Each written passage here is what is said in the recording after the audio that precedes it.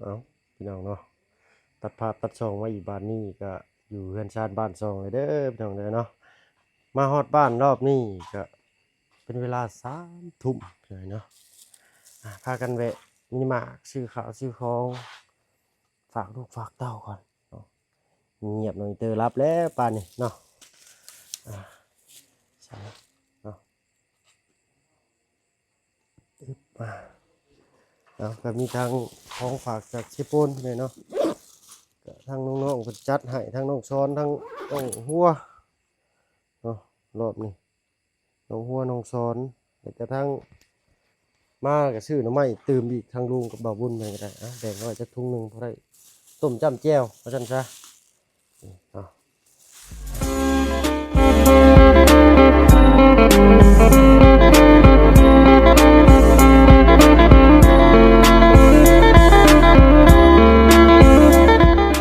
กราบ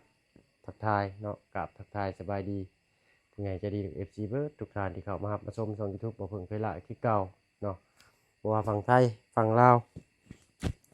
และก็ทางฝั่งต่างประเทศก็ยินดีต้อนรับเข้าสู่ช่อง YouTube บ่เพิ่งเนาะฟักทองหรือว่ามักอึมาจากบ้านน้องหัวเนาะกล้วยนี่ก็มาจากบ้านเก่งจ้องนำพี่น้อยเนาะถ้าว่าเว้าบ่ถือบ่ถึงไผก็ขอโทษขออภัยนำหลายๆของฝากของต้อนเนาะกล้วยนี่ก็มาบ้านเก่งจ้องจำได้อยู่พี่น้อยเนาะแม่น้องพิมพ์บ่สิเพิ่นญาติของน้องวิอะไรป้าน้องวิเนาะอันนี้จะเป็นกล้วยเพิ่นกล้วยไข่กล้วยหอมตึงๆเลยเนาะแล้วก็มีใส่โอ้ยยางกล้วยคือคักอะลีนี่เนาะเอาหน่อไม้เก็บก่อนพี่หน่อยเนาะใส่เฮ้บเอาใส่ไม่เบิ่งดูนะเอาขนมลูกอันหนึงกับน้ำชุกแล้วตัวชุกก็มีลงมาดูกันเลยบ่แล้วยังถ่ายรถยังเต็มอยู่อึ๊บเอาลงไปเลยสิให้ทางป้ามาเอาอยู่พี่บ่กล้วยนี่ก็ได้เนาะกล้วยสุกก็ไว้ให้ทางน้องอินเตอร์กินยามมื้อเช้าเนาะกินยามใดก็ได้ว่าซั่นซะ ก่อนจะลืมนะแถว เป็นยัง ทีเจ้าลิว่าเดี๋ยวลืมหาก็เอาลงไปกินบ้านเป็นเละเว้ย เละเบิดบ่เนาะอันนี้แต่ว่าสิเอามือแบ่งทางแม่บ่าวเพิ่งนำพี่น้อยเนาะมื้ออื่นฟังเบิ่งกันบ่มีเวียกบ่มีงานหยังเฮ็ดถ้าบ่ค่าเกี่ยวข้าวเกี่ยวน้ำก็สิเอามือแบ่งให้ทางแม่แม่ใหญ่เนาะเพิ่นมักนี่กล้วยนี่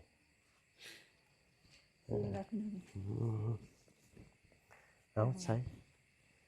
อึ๊บเบิ่งเปื้อนให้พี่น้อยเนาะเฮือนชานก็ได้คนลงไปเพื่อนป้าเพิ่นถอดกระสอบมาด้วยแป๊บเดียวมันก็สุกดอกนี่ อ๋อเห็นไหมมากระสอนละว่ามันยังบ่สุกสุกเดี๋ยวมันก็สุกป้าแบบก็สุกนี่มันสิสุกได้ นี่เนาะมันหักหมดเลยผมก็พออยากกินบ่ทัน เข้า กู ไปได้จังได๋ไอ้ลำบุเราใส่เลยกันลูกนอนเลยบ่น้องกินนี่ให้ ถ่าพ่อมาจักคอยมันสิหักผู้ผมนึกว่าเอาเข้าไปทึกขี้สีนั่นแท้ พอแล้วพี่น้อยเนาะเอาอันนี้ สุกแล้วนะ ผู้สุกเบ่เลยแหละนี่ฮะเป็นสุกเขียวมันก็ผู้ผู้หักพี่น้อยเนาะของลายแห้งรีรอบนี่ฝากมันใหญ่คอยได้อื่นนี่โอ้ยเนาะเอาลูกนอนเมื่อกี้นี่หายเลยแต่คนงอแงเสียงลังนอนบ่ ตอนเราเขาเป็นไงยุ่มันบริเกาะ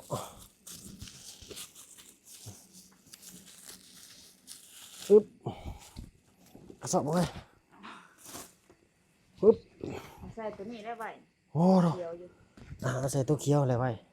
ดิก่อนไปแล้ว นี่ยาสิริเอาดอกปัญญาดอกกะคนละหน่วยพี่น้อยเนาะทางน้องหัวเพิ่นจัดให้เนาะ สองหัวบ่ เลยหักไปเลยนี่โอ้ยเสียดายดิมีแต่เขามันหักสิกะมีแต่เด็ดเป็นหมากใส่ถังใส่ยังไว้ตู้เย็นไว้ ด้วยของเราบ่ได้บ่นี่ กล้วยของน้องหัว2 เครือบ่3 เครืออันนี้ก็ยังบ่สุกอยู่นะ มันสุกนี่นะ นี่มันชุบบ่ทำกันเนี่ยเอ้า อันนี้ก็สิสุกเลยป้าไว้ค่านี้แหละเดี๋ยวสิตัดแบ่งมาให้ทางแม่ใหญ่อยู่ทางบ้านเนาะอันนี่ก็กล้วยไข่นี่เดี๋ยวเอาวีน้อยไว้ให้ทางแม่ใหญ่นำอันน่ะเอาไว้ให้ลูกกินยามมื้อเช้าก็ได้เนาะกล้วยไข่นี่วีหนึงอันนี้วีหนึงอันนี้วีหนึงบ่ได้คือก็ได้ตัวเดียวกับตัวนี้คือบ่พี่น้องอันนี้อยู่ทางบ้านแกงจอง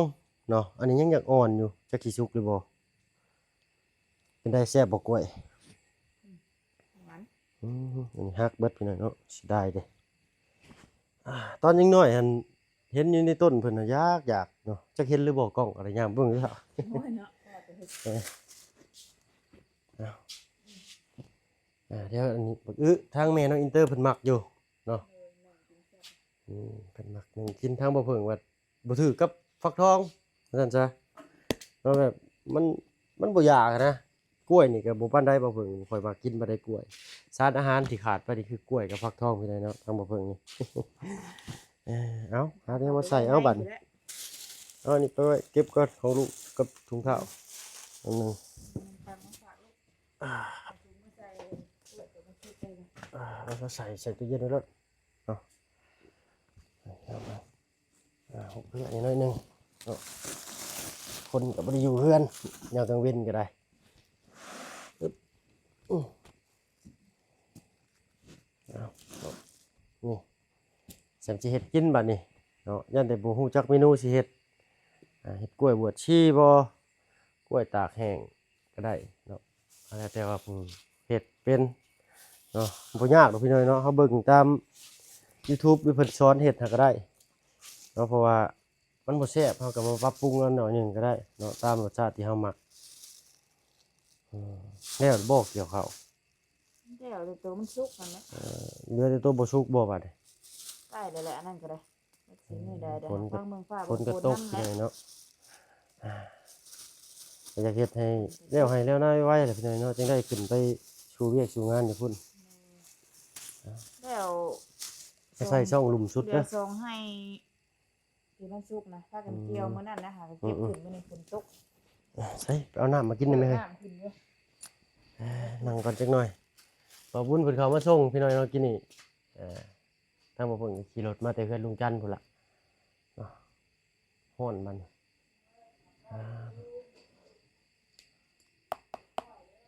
ฟักทองผ่าอะไรกะเพิ่นเอิ้นนี่จังก็สังขยาฟักทองบ่หรืออีจังนี่แหละจักเขาเอิ้นขนมอีจังเท่าเฮาอันเอาไข่ใส่ทางในหมักเขาเอิ้นหยังบ่ดอกเฮาตีไข่ใส่กะทิแล้วก็ใส่อันในฟักทองนะเฮานึ่งเพิ่นเอิ้นขนมหยังก็ลืมแหละเว้าสิเทืองไปยินอยู่ มีไข่แบบว่าที่ไข่ แม่นแล้วก็เอาใส่มันนั่นเด้ เป็นหยังก็ บ่จักคือกันลืมซ้ำพี่น้อยเนาะ ไข่ใส่ฟักทองนะบ่เราจะกล้วยมากเนาะน้องไม้เลยจ้ะ หน่อไม้ขาเขาไปได้ถุงหนึงแกงบ่ น้องไม้4 มื้อติดเลย โอ้ยเช้าซะ พอลาเพิ่นอยากเนาะ เอาเดี๋ยวอันนี้สิแบ่งไว้ให้ทางแม่ใหญ่นำเดี๋ยวนะคันทางเฮาบ่ เพิ่น พ โทร อ มาเล่นน้ำอยู่ผมแดง แม่บ่ แถวน้อยเพิ่น เพิ่นว่าได้ มาดินน้ำในกัวนะทางเบิ่งเกี่ยวเขาอีกจักอันนี้ก่อนว่ะ อืม เขาก็ใกล้สิเดืองแล้วนะแต่มันเกี่ยวนี่ก็ อืม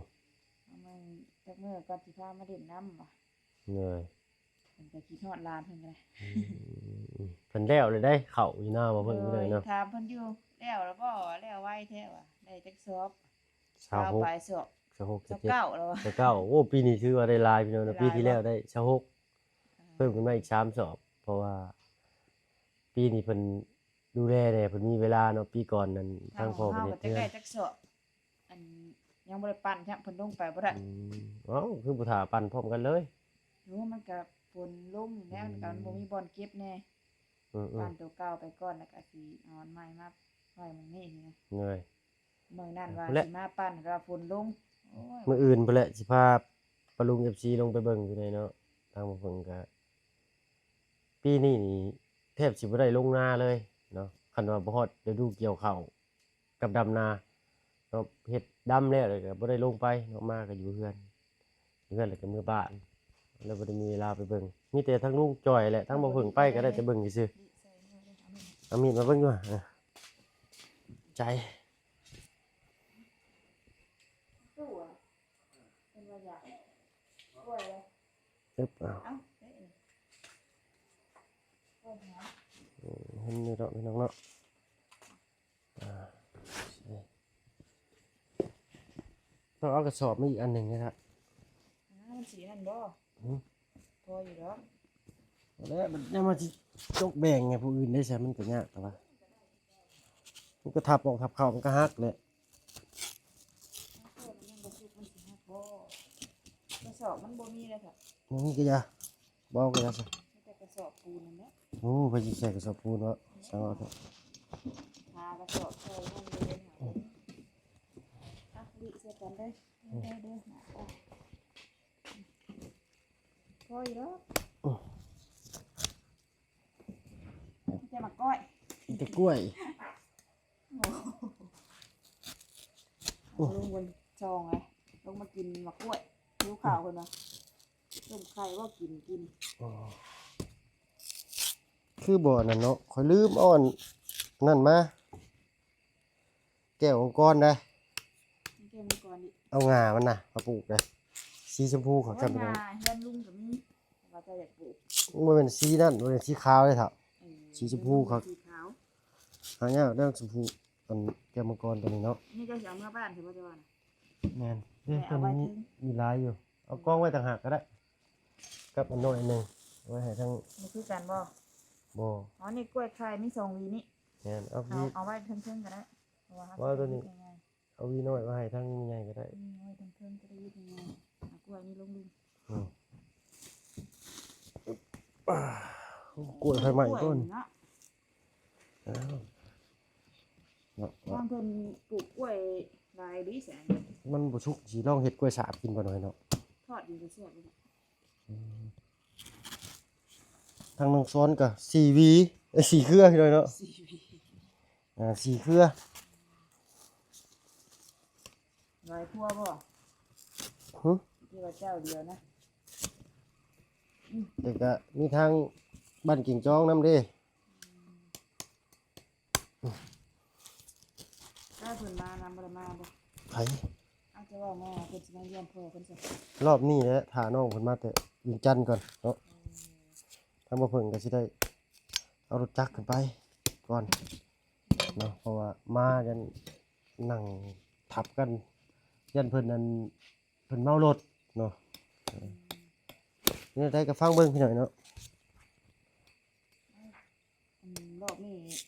ทางอาจารย์ได้ก็ไปรับสมาชิกใหม่แล้ว เจ้าเพิ่นสิเอาขึ้นไปเบิดซองบ่จักเนาะโอ้มื้ออื่นนี่ได้นี่เนาะ มือบ่แล้ว มือบ่ แล้วว่าสิได้เป็นดาแนวเชื่อเพิ่นว่า โอ้ สุกกับวันเสาร์นี่แหละเพิ่นน่ะ ตอนแรกว่าสิไปเอาแต่ก่อนสิขึ้นไปบ่ได้พี่หน่อยเนาะแต่ก็ เป็นข้าว ยัง มีเวียนทั้งคุณบ่ เอาไปรอบนี้แหละเพิ่นสิเอาไปจักเพิ่นสิเอาขึ้นไป2คันบ่หรือว่าสิเอาขึ้นคันเดียว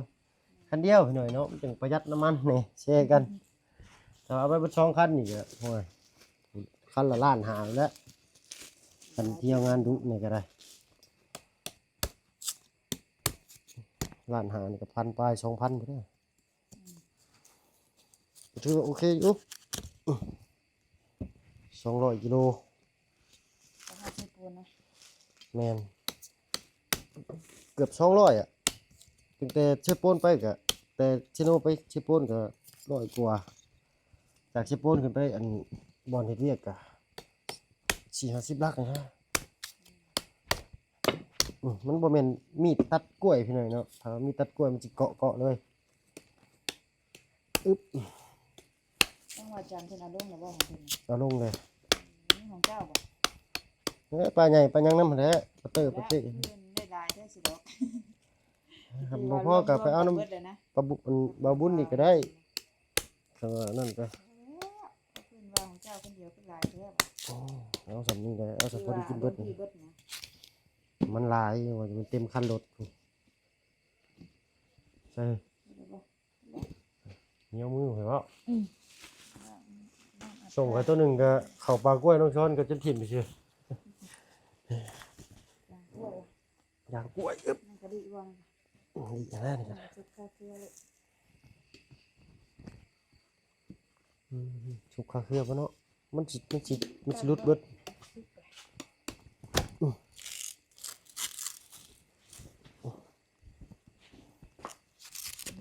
แจกพี่แจกน้องเลยเพิ่นก็เฮ็ดข้าวต้มขนมกินเนาะ อือ ป้าเพิ่นห่อข้าวต้มกิ อั น นนั้นออกไว้นอกก็ได้เท่า2วีกินนี่กล้วยนี่ใช้กล้วยไข่ที่เอาไว้อะ นี่แหละ เอาไว้ก่อนที่สิแยกไว้อันนั้น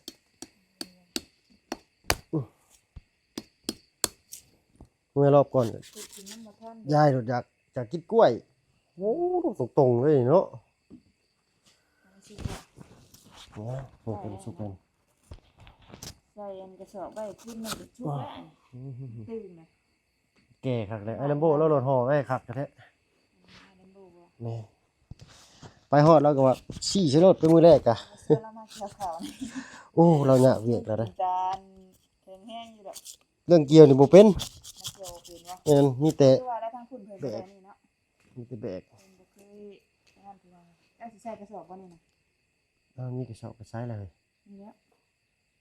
ปะแยกออกก็ได้มันคนละกล้วยชุบบ่ได้ทันกันได้นี่ มันสิเอาออกมา จังสิคนเนาะสบอดุสบอแล้วแต่มักเนาะ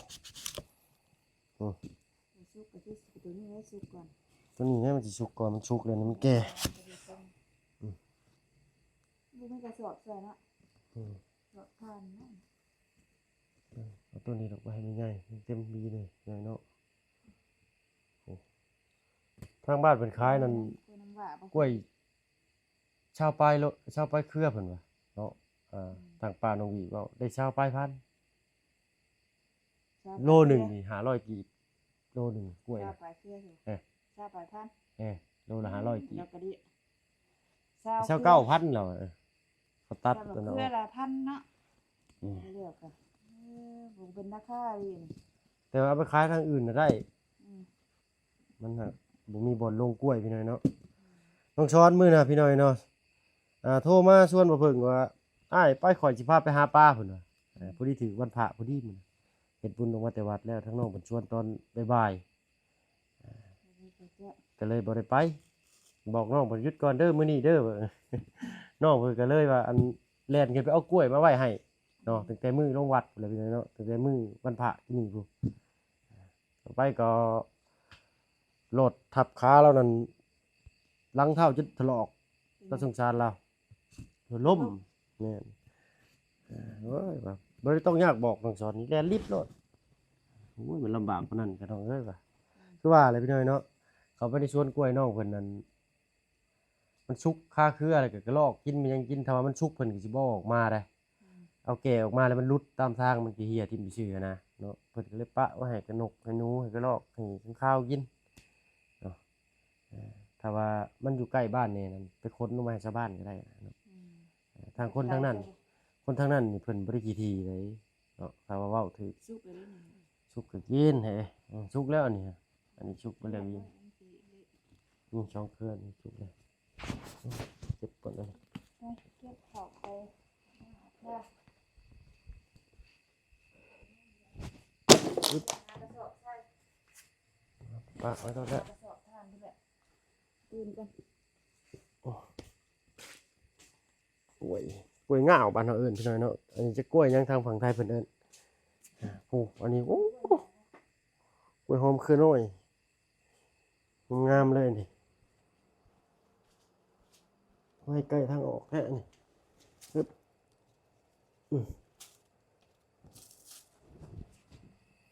ใช่แล้วตัวคอยเลือกไว้ให้ทางมันไง ถึงแล้ว จับข่อยไปอีกแล้วอันนี้ค่อยเอาไว้อันหนึ่งคือไว้ช่องนี่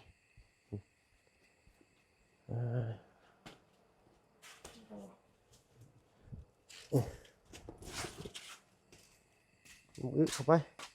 งามแท้เนาะ 3 หน่วย ดีเนาะดีอันต้นนี่มันก็น้ำ กินเลย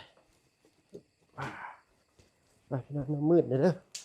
สลัวสลียขอโทษขออภัยน้ำลายใช่แหละหลอดฟืนหลอดไฟบ้านเฮาก็ได้เนาะมันคืออยู่ฝั่งนั้นนี่ก็คักพี่น้อยเนาะเดี๋ยวมาบรถ ช่ล่ะมันกล้วยนี่เลือกกระสอบหนึ่งก็ได้กล้วยไข่เลยแต่ว่าตัดเป็นเครือไปเลยตัดเป็นวีเป็นวีมันใช่เนาะอันนี้ไงโพดเอาไว้ทางป่ามันกินตัวนี้แหละมันก็ใช่นี่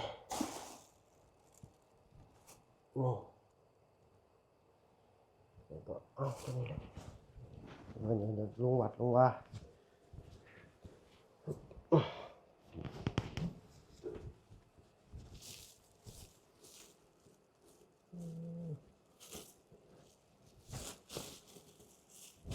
เอา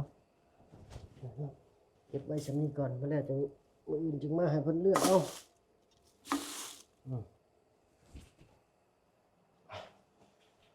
มีแต่สีหาน้ำเอาไหมใส่ทางลูกเช้าก่อนรักชองลูกเช้าก่อน